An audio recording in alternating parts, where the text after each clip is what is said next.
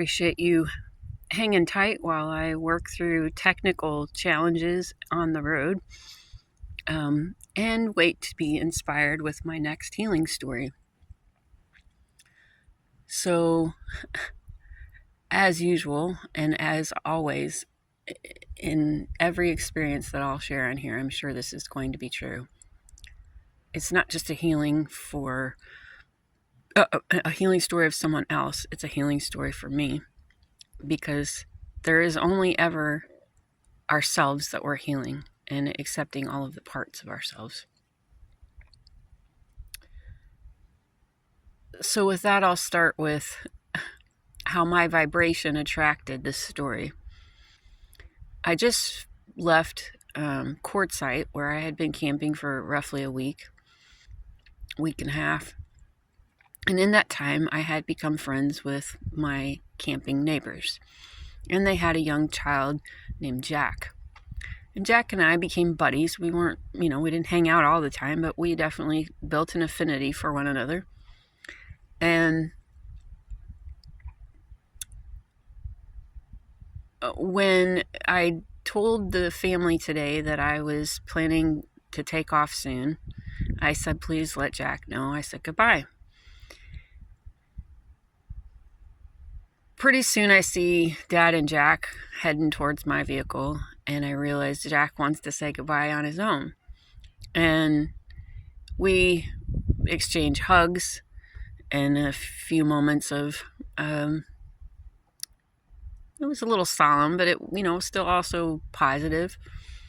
And, they departed, and I went back over to my vehicle to finish preparing to go. And I realized I have to allow myself to cry right now, because I'm feeling grief, I'm feeling sadness. And I was struck by the idea that after such a short time of getting to know this little person, that I would be so attached. And so I was sitting with that and remembering a video I had watched by Zach Bush, a reel, where he was talking about how unconditional love is all of the emotions, not just the, a little flutter in my heart feeling, but also the deep gut feeling you get when you're grieving. And I resonated with that and have lived that experience and recognize it's all one and the same. It's energy moving through your body and showing up in different ways, but it's all the same energy. And he went on to say that as infinite beings living in a finite body, in each and every moment, we are both fully in awe and then releasing the experience with grief. And it's just this constant, going around. I'm like, yeah, that feels true too. Although I can't say I'm constantly present, but what he's describing feels true. And with that mindset, I'm driving down the road and doing my best to allow myself to feel the grief, but not be consumed by it, not become it. Because I was also recalling, an emotion only lasts as long as we feed it. And that can be a short time or a very long time. And when I say feed it, I mean with our thoughts. And also the emotion, the chemistry itself not being released. So I headed towards a spiral labyrinth on Palm Canyon Road, about 20 miles from Quartzsite. And I missed my turn, and being in a trailer, it's not just, just, do a U-turn in the middle of the road or just look for a driveway or something. And especially, for one, I'm out in the desert, so there's not a lot of driveways happening. Okay, for the second thing I was going to say is my backing up skills are not top level just yet. So I arrive at the labyrinth, and there's a lady who's already walking the labyrinth. I'm finding out later that it's a 1/4 mile to the center, so a big one, biggest I've ever seen. And she's walking at a snail's pace, taking her time, and I'm stepping along, enjoying the walk and also meditation. And we both arrive at the center roughly at the same time, and in the center they have all of these items, mementos that people have left behind, kind of almost like throwing coins into a wishing well. And I said, I wonder what all of the stories are connected to the items left here. And before I dive into her response and why this is ending up on this video, I also left out a bit about what was going on for me as I was driving, aside from dealing with the grief of leaving behind my little friend. Was the first time in a while that I had been back on the road again, and it was bringing up a lot of my ego, like a lack of community feeling, loneliness and fear. And so I caught myself, I allowed myself to feel it. Okay, I see you there, it's okay. Often call my ego little one. It's okay, little one. And I tell myself, you know what? The universe is always providing for my needs. I will find people to connect with, just like I did when I arrived at Quartzsite. And I'm coming in with this, these heavier feelings. So back to what I was saying about she and I talking. And so she said, well, I don't know what their stories are, but I'll share mine. And she proceeds to tell me that she grew up, for the most part, in Alaska, and she was part of a native family, and I'm not remembering the names right now.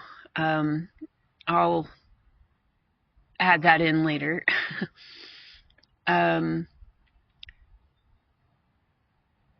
Yeah, I'll have to add it. But I wanted to get this down before I forgot the story. So she proceeds to tell me that when her, I don't remember if it was her dad or her mom, I know both of them passed. When one of them passed, they were unable to have the traditional potlatch ceremony that is held by the Indigenous people there as a way of working through the grief process after a person passes. And so of course I asked, what's potlatch? New word for me. And she begins to describe what this looks like. And I'm going to share a bit with you on that and focus on the healing aspects of it. So initially the day starts out with everybody gathers. It's a there's food, a giant pot, like big copper kettle kind of pot, full of moose soup, and then also like chunks of moose. And people will bring things from their freezer, like salmon or berries or whatever they have on hand, and contribute to the meal. And they then also have, and I forget how she said this works, people who encourage crying. And it reminded me of like what the Hebrew culture does, where they have wailers and sad songs. That's what it was. They play sad songs, and they do that for a period of time and allow the family to cry. And then at some point, a person whose role is to kind of guide the ceremony says, okay, we're going to switch to happy songs. And they start playing the happier songs. And then again, more food is provided, because by now it's gotten pretty late in the day. And they have a ceremony towards the end where the family members offer gifts to all of the people who have helped in some way. She said traditionally it was the items that belong to the deceased person, like maybe their clothing or something, are given as gifts. But I guess there's other ways to give gifts as well. And she named one example in particular, like the grave diggers would be given gloves and sometimes with money inside. So bestowing gifts on the people who are helping or have helped them through this process and cared about their loved one and cared for their loved one.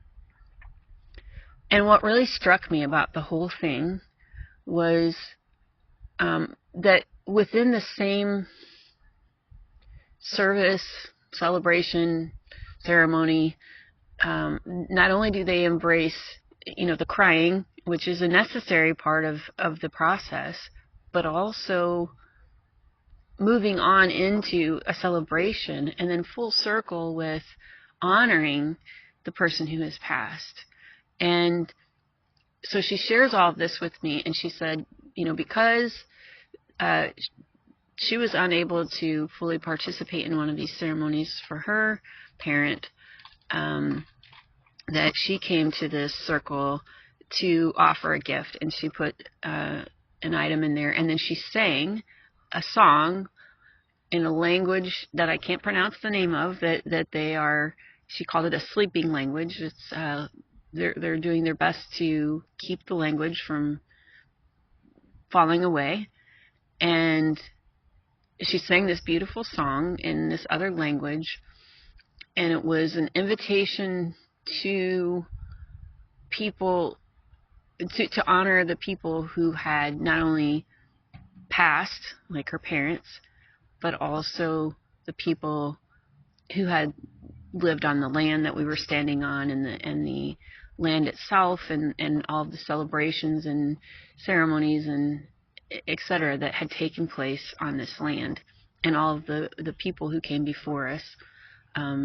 So really it was a very unifying kind of song of honor. And I loved how it brought together so many different pieces of wellness, if you will, to allow healing to take place and move on. And so I watched as this woman stood at this circle and shared her heart and her connection with her loved ones and with the larger whole. And it was beautiful. And I was honored to be a part of it. And of course, I asked if I could share her story. And she said yes. And I asked her if she would sing this song again. She was uncomfortable sharing that on a recording. She wasn't sure she was going to do it justice and didn't want to offend anybody. So a powerful story, this time more related to how community can help with healing. And for me, recognizing, as I continue to recognize, that the universe reflects exactly where I'm at and provides exactly what I need, and I can step into any thought pattern that I choose, and I will be supported. And there's no wrong ones. There's no wrong ones. And she and I talked at length about that, but that's a much longer conversation that related to we each are a part of the greater whole, and we each can contribute positively to the impact of the whole if we are self-aware and present, really kind of the same thing. Talked briefly about religious upbringing and recognizing that these greater teachers were really just pointing back towards love and presence. So can we, as a greater whole come together in unity, and from that place offer greater solutions for the greater whole. When we start seeing each other for the things that we share in common instead of the differences that we have. And the impact that I foresee myself making and have already been making in some regards is holding a vibration of unconditional love and peace, so that others may see what's possible and maybe choose it. You know, at what we also both agreed on, me and Tim is her name, is we have free will to choose, and we're always connected to God, source, whatever words you like.